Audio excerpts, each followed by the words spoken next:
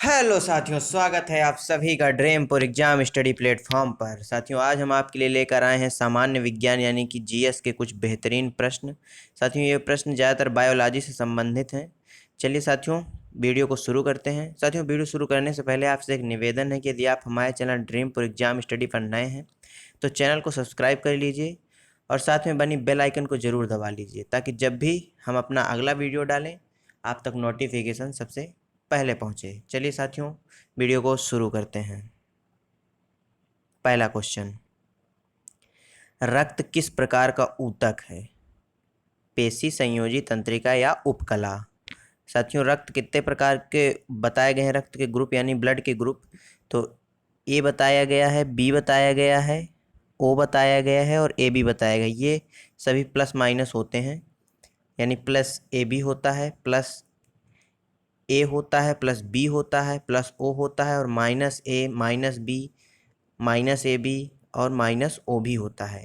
और इस क्वेश्चन का सही आंसर क्या हो जाएगा बताइए आप लोग। इस क्वेश्चन का सही आंसर जो हो जाएगा वो हो जाएगा ऑप्शन बी, यानी कि बी, रक्त एक प्रकार का संयोजी ऊतक कहलाता है। अगला क्वेश्चन, आरेखित पेशी ऊतक कहाँ पाए जाते हैं? हृदय में, आमाशय में, आहार नाल में या त्वचा में? साथियों, ये आमाशय होता है और इससे संबंधित एक लगी होती है पित्ताशय, जिसे बोलते हैं पित्त की थैली बोला जाता है, और इसके नीचे ये अग्नाशय होता है। साथियों, इसका जो सही आंसर हो जाएगा वो आप लोग बताएंगे। बताइए क्या हो जाएगा इसका सही आंसर। आरेखित पेशी ऊतक क्या आहार नाल में पाया जाता है या आमाशय में पाया जाता है? तो इसका जो सही आंसर हो जाएगा वो ऑप्शन बी हो जाएगा, यानी आमाशय में पाया जाता है। कहाँ पाया जाता है? आमाशय में। और साथियों, आमाशय कहाँ पे होता है? तो ये चित्र में आप देख सकते हैं, ये आमाशय होता है, ये पूरा आमाशय होता है। अगला क्वेश्चन, निम्न में संयोजी ऊतक के उदाहरण हैं? लिम्फ, हड्डियां, प्रोटीन या ये सभी? बताइए इसका सही आंसर।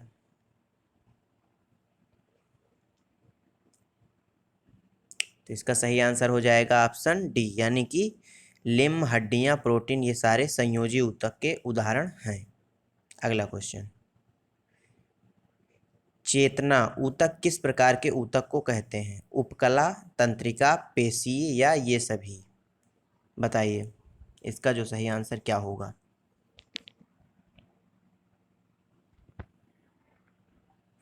साथियों, ये होता है पूरा तंत्रिका तंत्र होता है, और ये जो गट्ठर टाइप में रखे हैं ये सारे उपकला कहलाते हैं, और पेशियाँ ये होती हैं, ये सारे चित्र में दिखाए गए हैं, और इसका सही आंसर ऑप्शन डी होगा, यानी कि चेतना ऊतक सभी ऊतकों से संबंधित है।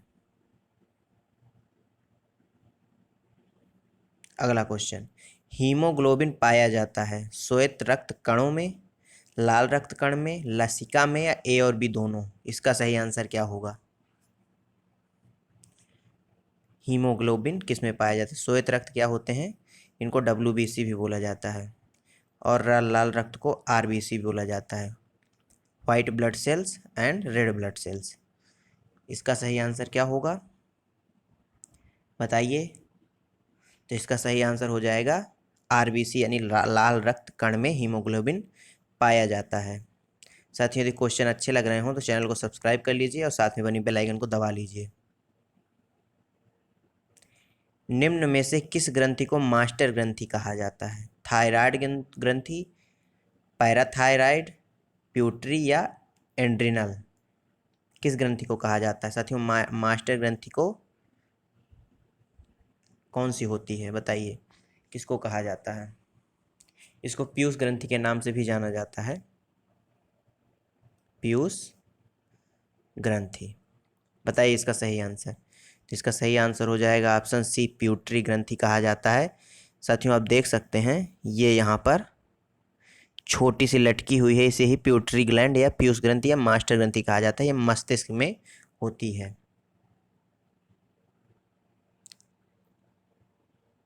अगला क्वेश्चन, मानव शरीर में हड्डियों की जो संख्या होती है वह कितनी होती है? 204, 206, 207 या 209?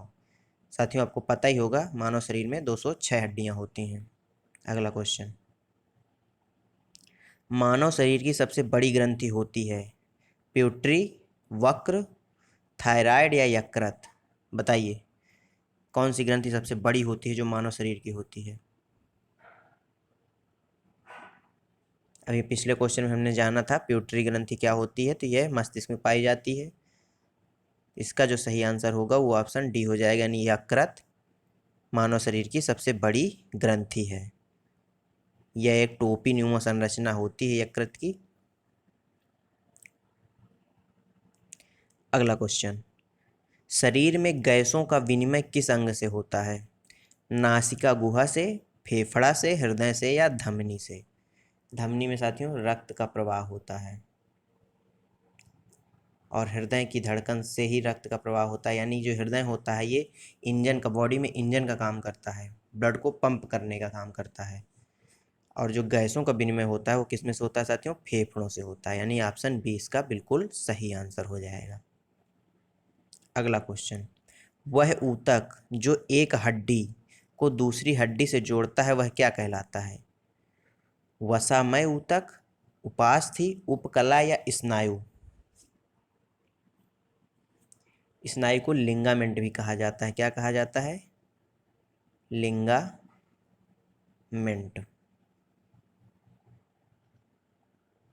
और इसका जो सही आंसर वो ऑप्शन डी होगा, यानी स्नायु या लिंगामेंट होता है जो एक हड्डी को दूसरी हड्डी से जोड़ता है। और साथियों इसमें एक क्वेश्चन और बन जाता है कि जो पेशियों को, यानी मांसपेशियों को हड्डियों से जो जोड़ता है उसे क्या कहते हैं? तो उसे कंडरा या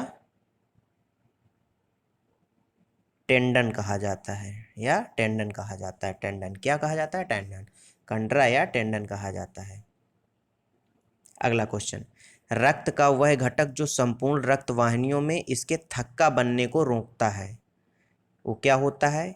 एंटीबॉडी होता है, हिफेरिन होता है, प्रोम्बिन होता है या हीमोग्लोबिन होता है? क्या होता है जो रक्त में, बॉडी में थक्का बनने से रोकता है? जो रक्त हमारे बॉडी में प्रवाह हो रहा है उसका थक्का बनने से रोकता है, यानी किसी धमनी में जम ना जाए तो वह रोकता है। वो क्या होता है? कौन सा घटक होता है? तो वह ऑप्शन बी यानी हिपेरिन होता है। अगला क्वेश्चन, लंगरहैंस की दुई पिकाएँ किस में पाई जाती हैं? दुई पिकाएँ आमाशय में, अग्नाशय में, यकृत में या हृदय में? कहाँ पाई जाती हैं? ये लंगरहैंस का डायग्राम है। ये यहाँ पे ये लंगरहैंस है। लंगरहैंस की बीटा सेल्स ये हैं यहाँ पर। और इसका सही आंसर क्या होगा? तो इसका सही आंसर हो जाएगा यकृत। और साथियों ये जो बीटा कोशिकाएं होती हैं जो यहाँ पर दिखाई गई हैं, जूम कर देता हूँ मैं, ये जो बीटा कोशिकाएं होती हैं इनसे जो है ये इंसुलिन का जो स्रावण रोकती करती हैं, मतलब इंसुलिन को रिलीज करती हैं। और ये विशिष्ट प्रकार की कोशिकाओं का एक समूह होता है। आप देख ही सकते हैं कि सारी समूह में है जो बीटा सेल्स हैं। ये कहाँ पाई जाती हैं? तो ये सारी यकृत में पाई जाती हैं। अगला क्वेश्चन, एंजाइम रासायनिक रूप से होते हैं, लिपिड होते हैं, अम्ल होते हैं, कार्बोहाइड्रेट होते हैं या प्रोटीन होते हैं? क्या होते हैं एंजाइम? बताइए क्या होते हैं एंजाइम? एंजाइम प्रोटीन होते हैं। ऑप्शन डी बिल्कुल सही है। अगला क्वेश्चन, निम्नलिखित में से कौन सा अम्ल विटामिन भी है? फार्मिक अम्ल, एस्कॉर्बिक अम्ल, मैलिक अम्ल या पाउमेटिक अम्ल? बताइए क्या पूछा है? कौन सा जो अम्ल है वह विटामिन के रूप में भी प्रयोग में लाया जाता है? बताइए। तो इसका जो सही उत्तर होगा वो ऑप्शन बी हो जाएगा, यानी एस्कॉर्बिक अम्ल। इसको विटामिन सी भी कहा जाता है। जो साधारण नाम है इसका वह है विटामिन सी। इसकी कमी से कौन सा रोग होता है? स्कर्वी। इसके स्रोत क्या क्या हैं? तो ज़्यादातर खट्टे पदार्थ हैं जैसे नींबू, टमाटर, और कुछ फल हैं और सब्जियां भी हैं जो किसके? विटामिन सी के उत्पादक हैं, यानी जिनमें विटामिन सी पाया जाता है। और इसका सही आंसर ऑप्शन बी बिल्कुल सही है। अगला क्वेश्चन, स्कर्वी रोग किसके कमी के कारण होता है? विटामिन डी, विटामिन के, विटामिन सी या विटामिन ए? अभी मैंने ऊपर बता ही दिया है, यह विटामिन सी की कमी से होता है। और विटामिन सी की कमी से कौन सा रोग होता है बताइए? तो स्कर्वी रोग होता है। और डी की कमी से कौन सा रोग होता है? तो रिकेट्स होता है। कौन सा? रिकेट्स किसकी कमी से होता है? विटामिन डी की कमी से। विटामिन ए की कमी से कौन सा होता है? तो ब्लड का थक्का नहीं जमता, यानी कहीं अगर चोट लग गई, ब्लड बहने लगा लगातार और थक्का नहीं जम रहा यानी बंद नहीं हो रहा, तो वह विटामिन के की कमी के कारण होता है। और विटामिन ए की कमी के कारण क्या होता है? रतौंधी। विटामिन ए की कमी के कारण रतौंधी रोग होता है।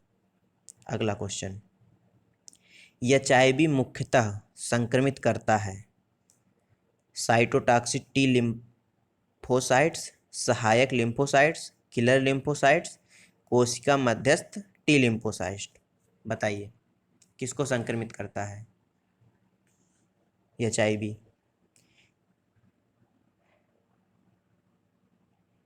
साथियों, जो एचआईवी यानी कि फुल फॉर्म होता है इसका होता है human human immuno deficiency virus होता है, यानी ह्यूमन इम्यूनो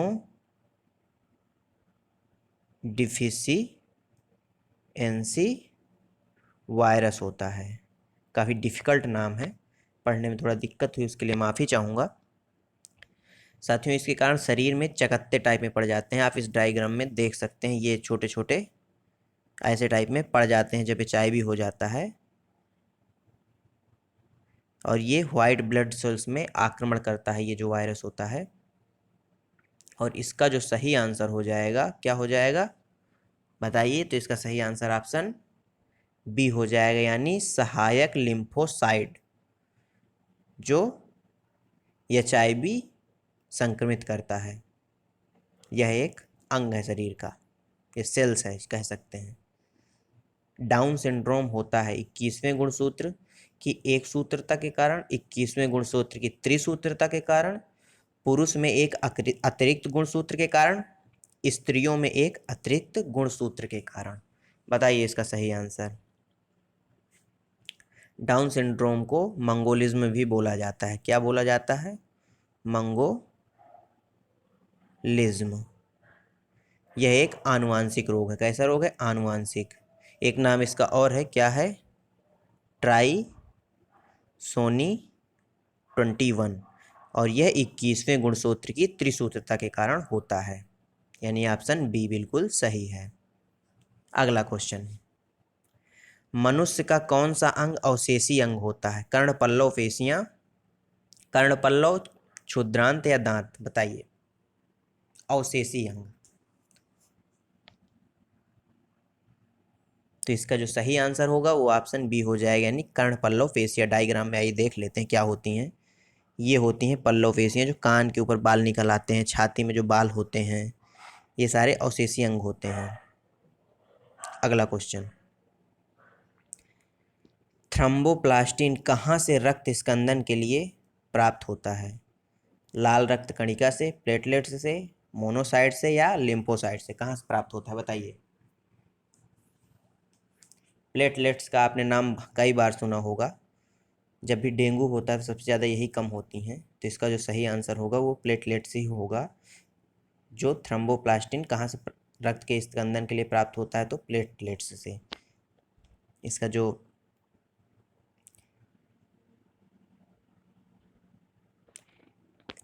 इसका जो फाइब्रिल का जो निर्माण होता है, ये फाइब्रिल का निर्माण करती हैं, जिससे क्या है, रक्त की जो कणिकाएं होती हैं वह रक्त को बहने से रोकती हैं, यानी कि जहाँ से रक्त बहता है वहाँ पर फंस जाती हैं। आपने देखा होगा जब भी आपके पर चोट लगती है तो एक सफ़ेद कलर का पदार्थ निकलता है, वही होती हैं प्लेटलेट्स।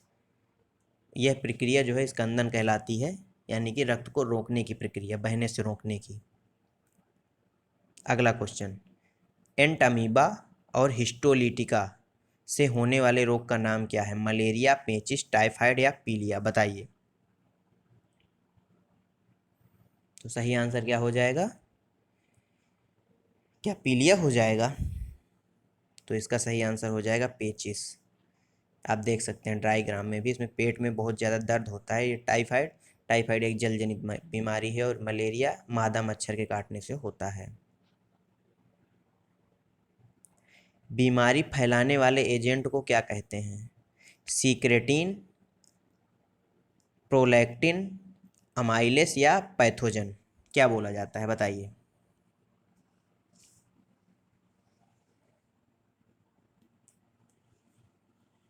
बताइए इसका सही आंसर। तो इसका सही आंसर ऑप्शन डी हो जाएगा, यानी कि पैथोजन बोला जाता है, जो बीमारी फैलाते हैं। आपने देखा होगा कोरोना वायरस का चित्र, ये वैसे ही कुछ है। ये वायरस टाइप होते हैं जो बीमारी फैलाने वाले होते हैं, इन्हें पैथोजन नाम दिया गया है। और जो ये सीकेट्रिन है और प्रोलैक्टिन है, ये दोनों क्या हैं? एक हार्मोन्स हैं, हार्मोन्स। और असाइलेस जो है यह एक एंजाइम है। क्या है? एंजाइम। अगला क्वेश्चन, खाद्य श्रृंखला में शाकाहारी कौन होता है? प्राथमिक उपभोक्ता, प्राथमिक उत्पादक और प्राथमिक उपभोक्ता, द्वितीयक उपभोक्ता या अपघटक? कौन होता है प्राथमिक उपभोक्ता? सॉरी, खाद्य श्रृंखला में जो शाकाहारी होता है तो वह कौन होता है? तो वह प्राथमिक उपभोक्ता होता है। देखिए ये फूड चेन बनी हुई है, ये जूम करके देख लेते हैं। खाद्य श्रृंखला बनी हुई है। देखिए उत्पादक जो घास होता है, पेड़ पौधे होते हैं जो सूर्य के प्रकाश से अपना भोजन बनाते हैं, वो उत्पादक कहलाते हैं। और इनको प्राथमिक उपभोक्ता, यानी कि ये टिड्डा खा लेता है और टिड्डे को ये सर्वाहारी जानवर खा लेता है, इसको द्वितीयक उपभोक्ता बोलते हैं। और इसको जो जानवर खा लेता है उसको मांसाहारी या तृतीयक उपभोक्ता कहते हैं। अगला क्वेश्चन, तो इसका जो सही आंसर कौन सा हो जाएगा? इसका सही आंसर ऑप्शन बी, यानी कि प्राथमिक उपभोक्ता हो जाएगा। अगला क्वेश्चन, जमीन के अंदर रहने वाले जंतुओं को सुरक्षित रखा जाता है या रखा जा सकता है, वह कौन सी विधि है? किसके द्वारा? टेरेरियम के द्वारा, वाइवेरियम के द्वारा, एक्वेरियम के द्वारा या चिड़ियाघर में? बताइए कहाँ सुरक्षित रखा जा सकता है जमीन के अंदर रहने वाले जीवों को? तो इसका सही आंसर क्या हो जाएगा बताइए? तो इसका हो जाएगा टेरेरियम में। ये एक टेरेरियम है एक प्रकार का, कांच वगैरह में बनाए जाते हैं, कांच वगैरह के फ्लास्क के ग्लास वगैरह लेके, जैसे कि यही बना हुआ है, बल्फी आकार का है। और वाइवेरियम, यानी कि ये प्रक्रिया क्या कहलाती है? तो वायुमंडलीय जीवों को सुरक्षित रखने की प्रक्रिया, वायुमंडलीय जीवों को सुरक्षित रखने की प्रक्रिया वाइवेरियम कहलाती है। और एक्वेरियम जलीय जीवों को सुरक्षित रखने की प्रक्रिया। और जो चिड़ियाघर में है, यह स्थलीय जीवों को रखा जाता है चिड़ियाघर में सुरक्षित। जो व्यक्ति एस्कॉर्बिक अम्ल या अधिक आहार लेते हैं, अम्ल वाला अधिक आहार लेते हैं, कौन से? एस्कॉर्बिक अम्ल, यानी कि विटामिन सी वाला अधिक आहार लेते हैं, उन्हें कौन सा रोग नहीं होता? रिकेट्स नहीं होता, पैलाझा नहीं होता, स्कर्वी नहीं होता, बेरी बेरी नहीं होता? बताइए। तो सही आंसर क्या हो जाएगा? Option C.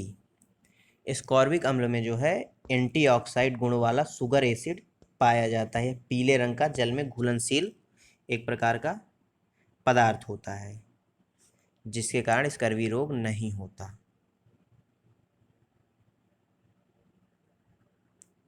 अगला क्वेश्चन, बांझपन रोधी विटामिन कौन सा है? Vitamin B, vitamin E, vitamin A या विटामिन के? बताइए क्या हो जाएगा इसका सही उत्तर? तो इसका सही उत्तर क्या हो जाएगा बताइए? इसका सही आंसर हो जाएगा ऑप्शन ऑप्शन बी हो जाएगा, यानी विटामिन ई बांझपन रोधी विटामिन है।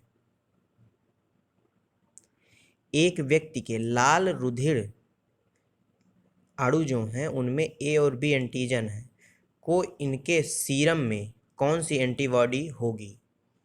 यानी कि एक व्यक्ति है, उसके जो रक्त में ए और बी एंटीजन है, तो इनके सीरम में कौन सी एंटीबॉडीज निर्मित होगी? एंटीबॉडी ए, एंटीबॉडी बी, एंटीबॉडी या कोई नहीं होगी, या ए और बी दोनों होगा? कौन सा होगा इसका सही आंसर? तो इसका सही आंसर ऑप्शन सी हो जाएगा, यानी कोई एंटीबॉडी नहीं बनेगी। आइए जान लेते हैं कैसे होता है। तो यहाँ पे देखिए मैं रक्त लिख रहा हूँ और यहाँ पे एंटीबॉडी लिख रहा हूँ, और थोड़ा और इधर कर लेता हूँ क्योंकि चार्ट थोड़ा बड़ा हो जाएगा। रक्त, एंटीबॉडी, और यहाँ पे जो रिजल्ट आता है यानी कि एंटीजन है ये, और यहाँ पर एंटीबॉडी। तो यहाँ पर रक्त डाल देते हैं ए बी और ओ। तो जब ए के साथ एंटीजन कौन सा हो, ए, तो एंटीबॉडी बी बनती है, और बी के साथ एंटीजन हो बी तो एंटीबॉडी ए बनती है। ए बी के साथ ए व बी एंटीजन हो तो कोई भी एंटीबॉडी नहीं बनती, और ओ के साथ यदि कोई एंटीजन ना हो तो कौन सी एंटीबॉडी बनती है, ए व बी एंटीबॉडी बनती है। अगला क्वेश्चन, जल जनित रोग क्या है? डिप्थीरिया, टिटनेस, हेपेटाइटिस या मलेरिया? बताइए।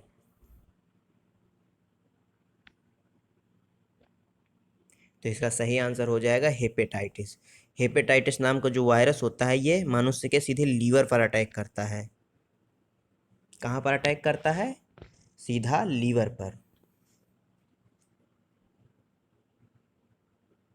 अगला क्वेश्चन, कालरा रोग होता है बैक्टीरिया द्वारा, वायरस द्वारा, कीटों द्वारा या टॉक्सिन द्वारा? बताइए किसके द्वारा होता है। बता दें जो कालरा रोग जिसको हो जाता है साथियों, उसको उल्टी बहुत अधिक होती है, यानी उसके शरीर में पानी की कमी काफ़ी मात्रा में हो जाती है।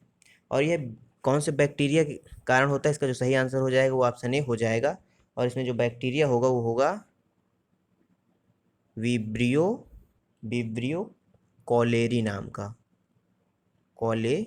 नाम का बैक्टीरिया है जिसके कारण कालरा रोग होता है। अगला क्वेश्चन, अंडा उत्तम स्रोत है तंतुओं का, प्रोटीन का, कार्बोहाइड्रेट का, वसा का? साथियों इसको आपने पढ़ा ही होगा कि अंडा मुख्यतः प्रोटीन का स्रोत है। अगला क्वेश्चन, निम्नलिखित में से जीवाणुओं द्वारा फैलने वाले रोगों का समूह चुनिए। छोटी माता, इन्फ्लुएंजा और पोलियो, तपेदिक, बुखार, निमोनिया या मियादी? मलेरिया, पोलियो, मियादी बुखार, छोटी माता, तानिका शोध और तपेदिक, कौन सा सही है? इसका जो सही आंसर हो जाएगा वो ऑप्शन बी हो जाए, यानी तपेदिक, जिसको ट्यूबरकुलोसिस भी बोला जाता है, और न्यूमोनिया या मियादी बुखार जिसको टाइफाइड भी बोला जाता है। इसका सही आंसर हो जाएगा ऑप्शन बी, यानी ये जीवाणुओं के कारण होते हैं। साथियों इस वीडियो में यहीं तक। हमारे साथ बने रहने के लिए धन्यवाद। आपको हमारा वीडियो कैसा लगा कमेंट बॉक्स में ज़रूर बताइए, और वीडियो को लाइक करिए, अपने दोस्तों के साथ भी शेयर करिए। मिलते हैं आपसे अगले वीडियो में, तब तक के लिए जय हिंद, जय भारत।